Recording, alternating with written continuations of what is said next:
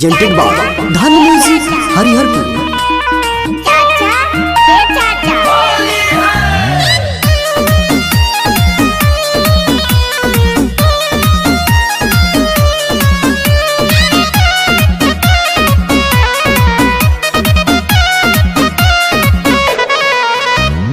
कुछ दिन बाद देवर देम खुशा खबरी तहर भैया के धन हई रंग दन सगरी सारा रा रा रा रा रा रा रा रा रा रा रा रा रा रा जोगी जी सारा रा रा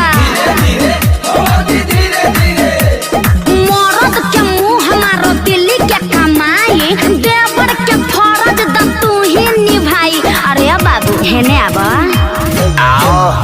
अरे कुछ दिन के बाद देवर देमा खुशा खबरी तहर भैया के धन हई रंग दन सगरी तनी बुझा हमर बात मन बा छटपटा तो आज फिर शरीरिया हो जाई। चाचा ए चाचा ए के बोलता रे? चाचा हम भीतर से बोला था बढ़िया ना बेटा, तीसरा लहर में भीतरी से मत अब बहरी ना तो फिर भीतर चल जीबे। चाचा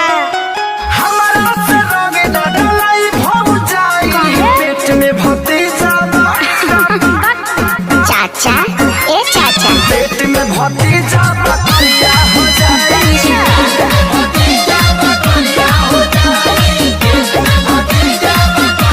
अरे आँखिया में दूरबीन लगैले बड़ा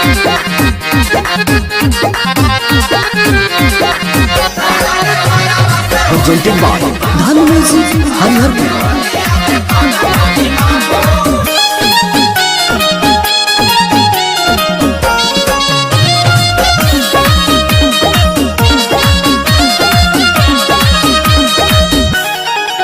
बहे फगुनी बयरिया तो लागे पाला हमार फीलिंग नहीं बुझल स्मरद साला हमारा सही कुल्ही कमावा ना बिल्कुल होई ये भौजी लागी भीतर करिया के छोटे त भतीजा भीतर रोई ये भौजी।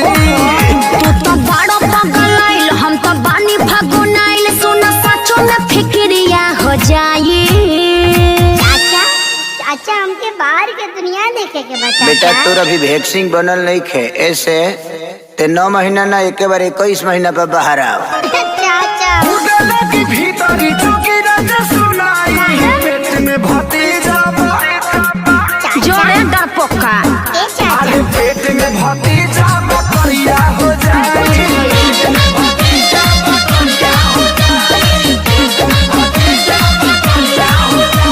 जेंटेड बाय धन म्यूजिक हरिहरपुर। वैज्ञानिक बनल बड़ो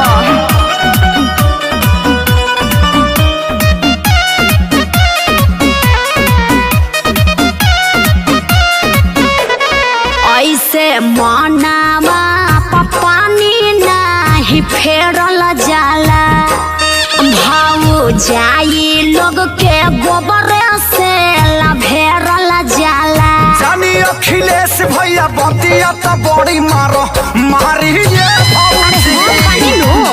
मनुआ के संगे गलती करी है ना कहूँ खेसारी ये भौजी। साचो बड़ा तो छुछुनर नहीं खे कुछ के हुनर गुस्सा तोहरा से या बिरिया हो जाई।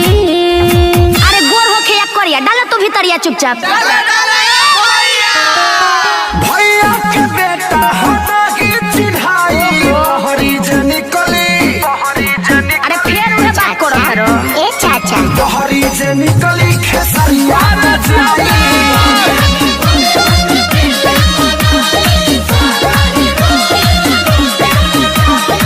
अरे जा भतीजा का चक्कर में नतीजा को देलो। जेंटेड बाय धन म्यूजिक हरिहरपुर।